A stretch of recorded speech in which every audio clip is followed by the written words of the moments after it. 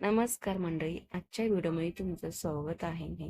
कुकरमध्ये छोले बनवायचे आहे. त्यासाठी गरम तेलात खडे मसाले टाकून, जिरे टाकून, चिरलेला कांदा टाकून घेतलेला आहे आणि व्यवस्थित परतून घेतलेला आहे. आलं लसूण हे बारीक टेचून घ्यायचं आहे. कांदा छान परतून झाल्यानंतर आलं लसणाची पेस्ट टाकायची आहे. हे व्यवस्थित हलवून घेणार आहे. ते एकदम छान लालसर झाल्यानंतरच आपण मसाले टाकून घेणार आहे.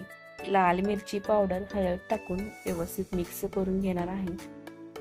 2 ते 3 मिनिट आपण छान असं हलवून घेणार आहे. ते छान एकजीव झालं तरच मग आपण चवीनुसार मीठ टाकून चिरलेला टोमॅटो हे सुद्धा टाकून घेणार आहे. पण व्यवस्थित हलवून घ्यायचं आहे. 2 ते 3 मिनिटं छान असं हलवून घ्यायचं आहे. त्यानंतर आपण कस्तुरी मेथी टाकून घ्यायची आहे. ते सुद्धा व्यवस्थित हलवून घ्यायचं आहे. छान एकजीव होईल तोवर हलवून घ्यायचं आहे. त्यानंतर आपण भिजवलेले छोले टाकून मिक्स करून घेणार आहे. छान असं मिक्स करून घेऊ आपण. छोले शिजवून न घेता डायरेक्ट फोडणी टाकलेली आहे. त्यानंतरून पाणी टाकून मिक्स करून घेणार आहे. छान असं मिक्स करून घेतल्यानंतर आपण कुकरला झाकण लावून घेऊया.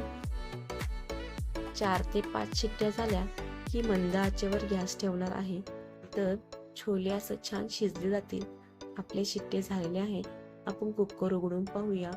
मस्त असं छोले रेसिपी तयार.